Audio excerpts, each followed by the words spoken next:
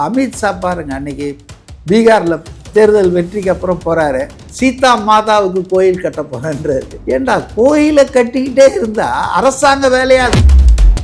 திருப்பரங்குன்றம் அது ஒரு பொலிட்டிக்கல் இதுக்காக, லாபத்துக்காக, அரசியல் ரீதியான தேர்தல் வெற்றிக்காகத்தான் அதை பெருசாக கிளப்பிட்டு இருக்காங்க. இப்போ பாஜக இங்கே இருந்து பார்லிமெண்ட் வரையும் தீபத்தூண் வழக்கு ஒழிக்குது சார். பாஜகவுக்கு எப்படியா இந்த தீபத்தூணை வச்சு இங்கே தமிழ்நாட்டை ரெண்டாக்கிறன்ற ஒரு எண்ணம் இருக்கா? பாஜக நமக்கு தெரியும், மத ரீதியாக மக்களை திரட்டி இந்துக்கள் பெரும்பான்மை வாழக்கூடிய இந்த நாட்டில் அவங்கள வச்சு அரசியல் ஆதாயம், அதாவது நம்ம சட்டப்படிங்க, நம்ம செக்குலர் கண்ட்ரி, மதச்சார்பற்ற நாடு, எந்த மதத்தையும் யார் வேணாலும் ஃப்ரீ டு ஃபாலோ. அதில் யாருக்கும், நம்ம தமிழ்நாடு அதுக்கு முதல் உதாரணம். பாஜக ரொம்ப லாவகமாக நாங்கள் தான் இந்துக்களுக்கு பாதுகாவலர்கள் சொல்லி ஓட்டை வாங்கிட்டு இருக்காங்க. அதனால தான் அங்கே அவங்களால தொடர்ந்து ஜெயிக்கிறாங்க. மோடி இல்லை அப்படின்லாம் கிடையாது. நயினார் நாகேந்திரன் ஒரு அரசியல் கட்சியினுடைய மாநில தலைவர், அவர் திருநெல்வேலியில் இருக்கார். தீபத்தூண் பிரச்சனை திருப்பரங்குன்றத்தில் இருக்குது. அங்கேருந்து இங்கே ஏன் அரெஸ்ட் ஆகுறாரு அவர்? நீங்கள் அரசியல் கட்சி நடத்துகிறீங்களா? இந்து முன்னணியார் சொல்லுங்கள். இவங்களும் பாஜக வழியில் தான் முருகன் மாநாடுலாம் நடத்துகிறாங்க. ஏன் முருகன் மாநாடு நடத்துகிறாங்க? அறநிலையத்துறை அமைச்சருக்கு வேலை இதுவா? திமுகவும் அந்த ட்ராப்பில் விழுதுன்ற, இந்துக்கள் ஓட்டை வாங்கணுன்ட்டு. நாம் முருகனுக்கு விழா எடுக்கிறோம். அப்போ அதே மாதிரி இஸ்லாமியர்களுக்கு சந்தனக்கூடு விழா எடுத்துருக்குதா அறநிலையத்துறை? கவர்மெண்ட் எடுக்குமா? கிறிஸ்துவர்களுக்கு விழா எடுப்பாங்களா? தென் தமிழகத்தில் அதனால தான் டிடிவியும் ஓபிஎஸ்ஸையும் விடாமல் இழுத்து பிடிக்கிறாங்க. அந்த சமூக வாக்குகள் தங்களுக்கு கிடைக்கணுன்றதுக்காக. எடப்பாடி அவர் என்னவோ தம் கட்டுறாரு, நான் சேர்த்துக்க மாட்டேன்னு. ஆனால் இறுதியில் அமித்ஷாவுடைய முயற்சி தான் வெற்றி பெறும். இவங்க இந்த வட இந்தியாவில் நிகழ்த்துகிற மத கலவரங்களை எல்லாம் இங்கே நிகழ்த்த முடியாது. குஜராத்தில் அதை நடத்தலாம், ஆனால் அதை தமிழ்நாட்டில், கேரளாவில் இங்கெல்லாம் நிகழ்த்த முடியாதுங்க. அவங்க நினைச்சா கூட நிகழ்த்த முடியாது. தமிழ் நேயர்கள் அனைவருக்கும் வணக்கம். இன்றைய நமது நேர்காணல் நம்முடைய இணைந்திருப்பவர் அரசியல் விமர்சகர் திரு மதிவாணன் அவர்கள். ஐயா வணக்கம். வணக்கம். ஆமாம், மதுரை திருப்பரங்குன்றம் தீபத்தூண் வழக்கு பாஜக இங்கே இருந்து பார்லிமெண்ட் வரையும் தீபத்தூண் வழக்கு ஒழிக்குது சார். பாஜகவுக்கு எப்படியா இந்த தீபத்தூணை வச்சு இங்கே தமிழ்நாட்டை ரெண்டாக்கிறன்ற ஒரு எண்ணம் இருக்கா? ரெண்டாக்கலாம் முடியாது. அவங்க பொலிட்டிக்கல் கேமு அயோத்தியாவை எடுத்துங்க. அயோத்தியாவில் பாபர் மசூதி இடித்து அங்கே ஒரு கோயிலை கட்டினாங்க. அதனுடைய பொலிட்டிக்கல் டிவிடெண்ட் அவங்களுக்கு யூபியில் கவர்மெண்ட் வந்தது, ஆல் இண்டியாவில் மத்தியில் ஆட்சிக்கு வந்தாங்க. இப்போ அதனால் சும்மா இருக்கிறாங்களா? அடுத்தது இப்போ மதுரான்னு போகிறாங்க. மதுராவில் நீங்கள் போனீங்கன்னா தெரியும், மசூதியும் கிருஷ்ணன் கோயிலும் பக்கத்தில் இருக்கும். அப்போ இந்த மதுராவில் இருக்கிற மசூதியும் கிருஷ்ணன் கோயில் நிலத்தில் இருக்குது, அதை எடுக்கணுன்ற மாதிரி அடுத்த பேட்டிலுக்கு தயாராகிறாங்க. ஏன்னா அவங்க பாஜக நமக்கு தெரியும், மத ரீதியாக மக்களை திரட்டி இந்துக்கள் பெரும்பான்மை வாழக்கூடிய இந்த நாட்டில் அவங்கள வச்சு அரசியல் ஆதாயம், அதாவது நம்ம சட்டப்படிங்க, நம்ம செக்குலர் கண்ட்ரி, மதச்சார்பற்ற நாடு, எந்த மதத்தையும் யார் வேணாலும் ஃப்ரீ டு ஃபாலோ. அதில் யாருக்கும், நம்ம தமிழ்நாடு அதுக்கு முதல் உதாரணம். ஏன்னா மத நல்லிணக்கத்துக்கு நம்ம தான் அடையாளம். எம்மதமும் சம்மதம் அப்படின்ற ஒரு வார்த்தையே இங்கே சொல்லாடலே இருக்குது. நான் அடிக்கடி சொல்கிறது தான். நீங்கள் போனீங்கன்னா நாகூர் தர்காவில் ஒரு 60% ஆள் இந்துக்கள் தான் இருப்பான். தர்காவில் போய் கும்பிட்டு போவாங்க. வேளாங்கண்ணி கோயிலுக்கு போங்க, ஒரு 50% இந்துக்கள் தான் இருப்பாங்க, கிறிஸ்துவர்கள் மட்டும் இல்லை. ஸோ இந்துக்கள் பொதுவாகவே, தமிழர்கள் குறிப்பாக, இந்த மத மாச்சரியங்கள், மத வெறிக்கெல்லாம் ஆளாக மாட்டாங்க. அதுக்கு வரலாற்று காரணங்கள் இருக்குதுன்னு வச்சிங்களேன். அது வட இந்தியாவில் அந்த நேர்மாறாக இருக்கிறதுக்கும் வரலாற்று காரணங்கள் இருக்குது. ஏன்னா அவங்க தான் முகலாயர் அட்டாக்கை ஃபேஸ் பண்ணவங்க. முகலாய மன்னர்கள் அப்போ அங்கே நிறைய சேதாரம் விளைவிச்சவங்க. 3 பாகிஸ்தான் யுத்தத்தின் போது அடி வாங்கினவங்க வட இந்தியாவில் தான். ஸோ அவங்களுக்கு முஸ்லீம்கள் என்றாலே, சிறுபான்மை மக்கள் என்றாலே ஒரு வெறுப்பு இருப்பது என்பது அது ஒரு நேச்சுரலாக இருக்குது வட இந்தியாவில். அந்த வெறுப்பை பாஜக ரொம்ப லாவகமாக நாங்கள் தான் இந்துக்களுக்கு பாதுகாவலர்கள் சொல்லி ஓட்டை வாங்கிட்டு இருக்காங்க. அதனால தான் அங்கே அவங்களால தொடர்ந்து ஜெயிக்கிறாங்க. மோடி இல்லை அப்படின்லாம் கிடையாது.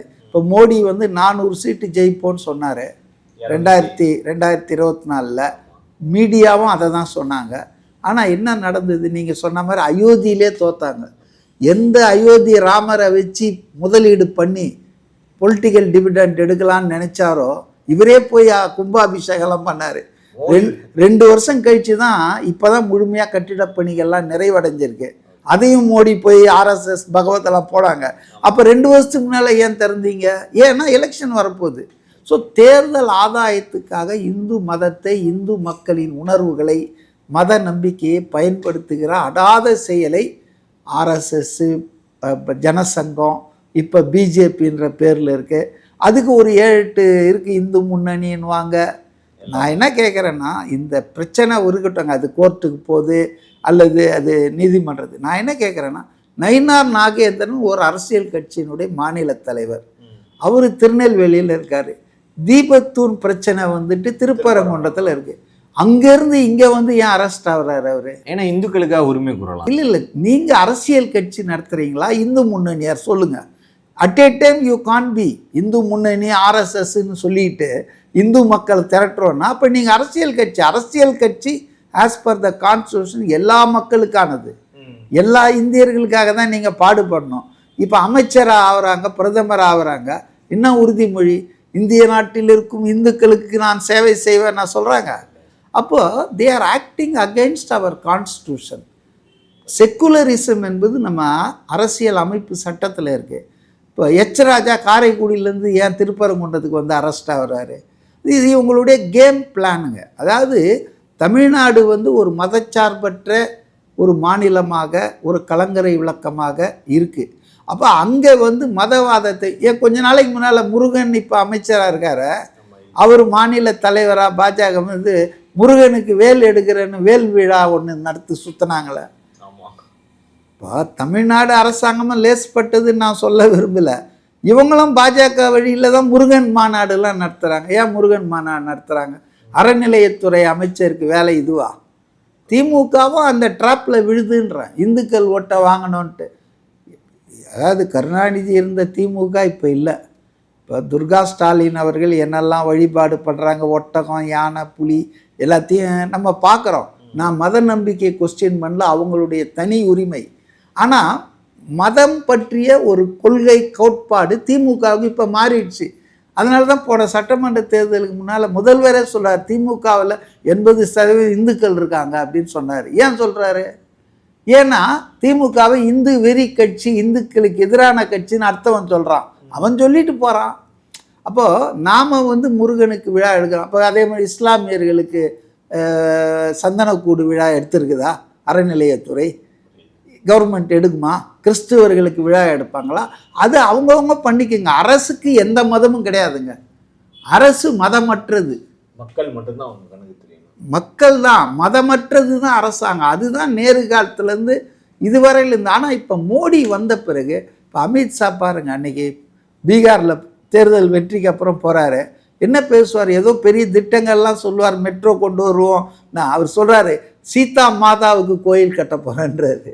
ஏண்டா கோயிலை கட்டிக்கிட்டே இருந்தா அரசாங்க வேலையாது, அது பக்தர்கள் செஞ்சுக்கிட்டோம் சொல்லி பீகார் ஜெயிச்சு பீகார்ல போய் சொல்றாரு. திரும்பி பீகாரை முடிச்சுட்டா அடுத்து மேற்கு வங்கமும் தமிழ்நாடும் சொல்றாருல சார். அதுதான் நேற்று நான் பார்த்தேன் அவர் சொன்னதை. நான் ஒரு ட்விட்டர்ல போட்டிருந்தேன், அமித்ஷாஜி இதை வந்து தேர்தல் கமிஷனர்களுக்கெல்லாம் சொல்லிட்டீங்களா? அப்போதான் அவங்க நல்லா முன்கூட்டி ஏற்பாடெல்லாம் அதுக்கேற்ற மாதிரி பண்ணி வைப்பாங்கன்னு நான் ஒரு நையாண்டி பண்ணேன். அதாவதுங்க அவங்க நினைக்கிறாங்க மேற்கு வங்காளம் தமிழ்நாடுன்றது கல்ச்சுரல் ஹெரிட்டேஜ் உள்ள இடங்க. அது வங்காளமாக இருந்தாலும் சரி, தமிழ்நாடு, இந்த 2 மொழியையும் அவங்களால வந்து வெல்ல முடியாது. நீங்கள் பார்த்தீங்கன்னா மோடி 2014 ஜெயிச்சார்ல, அதுக்கப்புறம் 21 இல்லையா, 19 ஜெயிச்சார் இல்லையா, ரைட். நீங்கள் மோடி அலை வீசுதுன்றாங்களே, அவங்க ஜெயிச்ச 300க்கும் மேற்பட்ட தொகுதிகளை எடுத்து பாருங்க.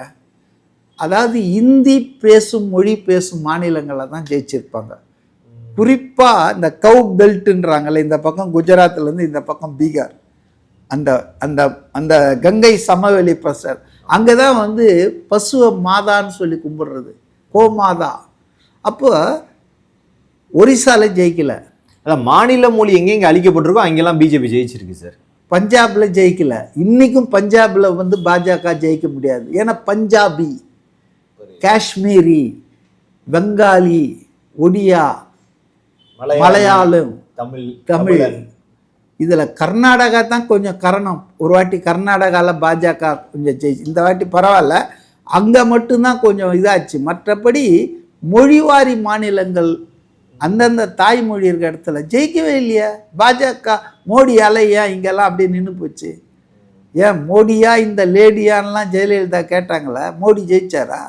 அதனால் வந்துங்க அது எல்லாமே வந்து ஒரு இதுதான். இவங்க அந்த இந்து ஹிந்தி இந்த ரெண்டையும் வச்சுக்கிட்டு வண்டியை ஓட்டிகிட்டு இருக்காங்க. ஆனால் இது ரொம்ப நாளைக்கு நிற்காது. இந்த இந்த வழக்கை பொறுத்த வரையிலங்க மலை உச்சியில் வந்து கார்த்திகையின் போது இது பண்ணணும் அப்படின்றது ஒரு ஐதீகம், ஒரு நம்பிக்கை. இப்போ திருவண்ணாமலையில் தீபம் ஏற்றுறாங்களா, நீங்கள் பார்த்துருக்கீங்களா? ஒரு நாளைக்கு முன்னால் தான் கொப்பரையெல்லாம் பெயிண்ட் அடித்து எடுத்துன்னு போவாங்க, திரி உள்பட நெய் உள்பட. அப்புறம் அங்கே போய் வச்சு ஏற்றிடுவாங்க, அவ்வளோதான், முடிஞ்சுது. ஒரு நாள் ரெடி பண்ணுவாங்க, அடுத்த நாள் ஏற்றிடுவாங்க. ஒரு டெம்பரரி செட்டப் தான், பர்மனெண்ட் ஃபிக்சர் கிடையாது. நீங்கள் பார்த்தீங்கன்னா மதுரைக்கு கீழே தான் ஆளுங்க வந்துகிட்டே இருப்பாங்க. அமித்ஷா, மோடி எல்லாரும். நயினார் நாகேந்திரனை வந்து ஏன் மாநில தலைவராக போட்டாங்கன்றதுனா அந்த தென் தமிழகத்தில் இருக்கிற ஒரு முக்கியமான சமூகம், முக்குலத்தோரை சார்ந்தவர் அப்படின்றது. இந்த பக்கம் நாடார் ஒரு சமூகம் இருக்குது, அதை வந்து பொன் ராதாகிருஷ்ணன் ரெப்ரசன்ட் பண்ணுறாரு. ஆக அவங்க இந்த சமூக சேர்மானம், சோஷியல் இன்ஜினியரிங்னு நாகரிகமாக ஜாதி அரசியல் அப்படி சொல்லிட்டு தென் தமிழகத்தில் அதனால தான் டிடிவியும் ஓபிஎஸ்ஸையும் விடாமல் இழுத்து பிடிக்கிறாங்க. அந்த சமூக வாக்குகள் வந்து தங்களுக்கு கிடைக்கணுன்றதுக்காக. எடப்பாடி அவர் என்னவோ தம் கட்டுறாரு, நான் சேர்த்துக்க மாட்டேன்னு. ஆனால் இறுதியில் அமித்ஷாவுடைய முயற்சி தான் வெற்றி பெறும். ஏன்னா அவங்க வந்து ஒரு 30 தொகுதியோ 40 தொகுதியோ கொடுக்குறாங்கன்னா 20 தொகுதி குறைஞ்சது தென் தமிழகத்தில் வாங்கிடுவாங்க பாஜக. அதுதான் இந்த திருப்பரங்குன்றம் கூட. திருப்பரங்குன்றம் வந்து அது வந்து ஒரு பொலிட்டிக்கல் இதுக்காக, லாபத்துக்காக, அரசியல் ரீதியான தேர்தல் வெற்றிக்காகத்தான் அதை பெருசாக கிளப்பிட்டுருக்காங்க. இப்போ அதில் வந்து அன்ஃபார்ச்சுனேட்லி இப்போ ஜட்ஜஸ்ஸு அவங்க மேலே இம்பீச்மெண்ட்டு, இப்போ 56 ஜட்ஜிங்க வந்து அவருக்கு ஆதரவாக, முன்னாள் ஜட்ஜெலாம் சுவாமிநாதருக்கு ஆதரவாக இப்போ பாராளுமன்றத்திலேயே அது வந்து ஒரு பெரிய விவாத பொருளாகுது. இது வந்து அன்ஃபார்ச்சுனேட். நீதித்துறையில் வந்து ஒரு தீர்ப்பு வந்து இந்த அளவுக்கு கான்ட்ரவர்சி ஆகிறதும், இந்த அளவுக்கு வந்து சர்ச்சைக்குள்ளாகிறதும் வந்து அது வந்து சரியில்லைன்னு தான் நான் நினைக்கிறேன். பாராளுமன்றத்தில் எம்பி அனுராக் தாக்கூர் அவங்க பேசும்போது என்ன சொல்கிறாங்கன்னா, ஒரு மாநிலமே சனாதன தர்மத்தை எதிர்த்து நிற்குது, அந்த மாநிலம் தமிழ்நாடு, இது வந்து எவ்வளோ பெரிய இது குற்றச்சாட்டு அப்படின்னு நினைக்கிறாரு. சனாதன தர்மத்தை எதிர்க்கிறது தமிழ்நாடு மட்டும்தான், அது பெரிய குற்றச்சாட்டா? அவருக்கு பாவங்க, அவர் ஒன்றும் தெரியல, அவருக்கு விவரம் இல்லாமல் பேசிகிட்டு இருக்காரு. ஆனால் இவருக்கு இது மாதிரி பேச தகுதியே இல்லை. டெல்லியில் சிறுபான்மையினர் கலவரம் நடந்தப்போ புதுடெல்லியில் குண்டு துப்பாக்கி எடுத்து சுட்டு தள்ளுங்கன்னு கோஷமிட்டவர் அவர் மந்திரியாக இருக்கிறார். அவரெல்லாம் மந்திரியாக இருக்கவே தகுதி இல்லை.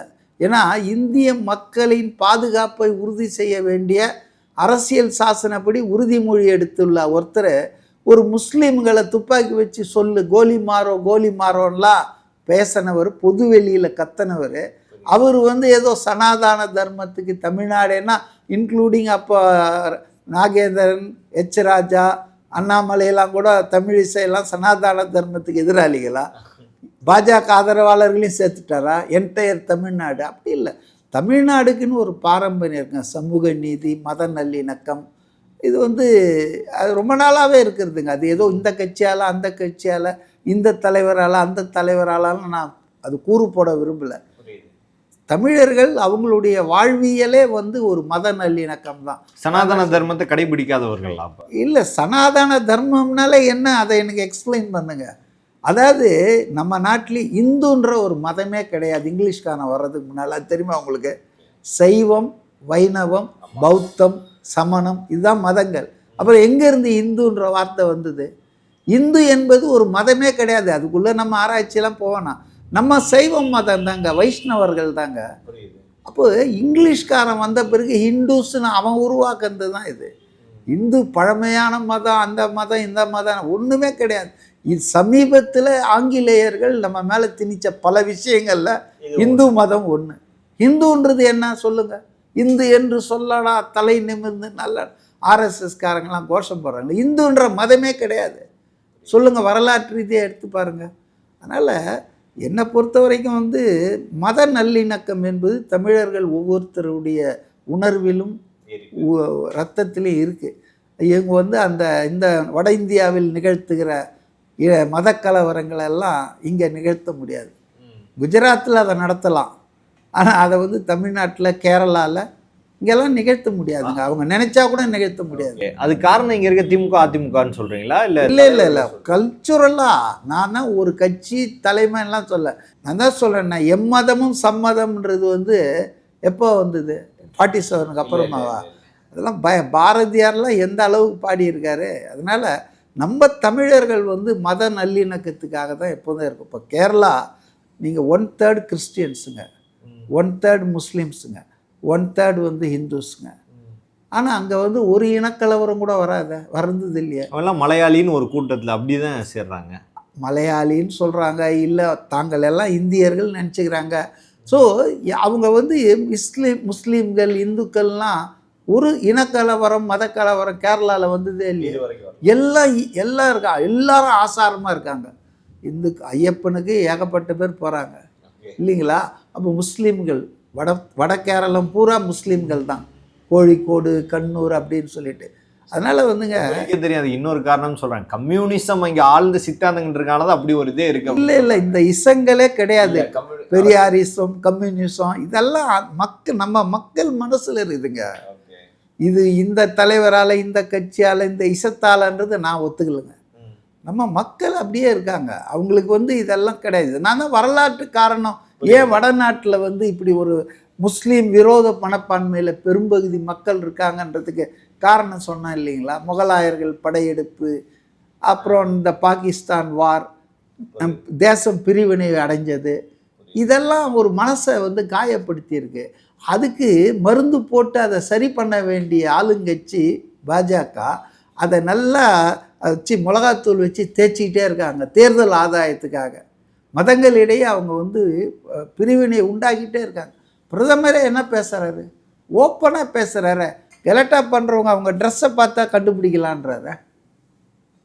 ரொம்ப அதாவதுங்க மகா மோசமாக இந்தியா போயிட்டுருக்குங்க. இந்த ஆட்சி பாரதிய ஜனதா ஆட்சி வந்து அகற்றப்படாவிட்டால் இந்தியா வந்து இந்த அளவுக்கு ஒற்றுமையாக இனிமேல் இருக்குமா அப்படின்றதே சந்தேகம்தான். பல்வேறு அரசியல் கேள்விகளுக்கு பதில் தமைக்காக மிக்க நன்றி சார். நன்றி, வணக்கம்.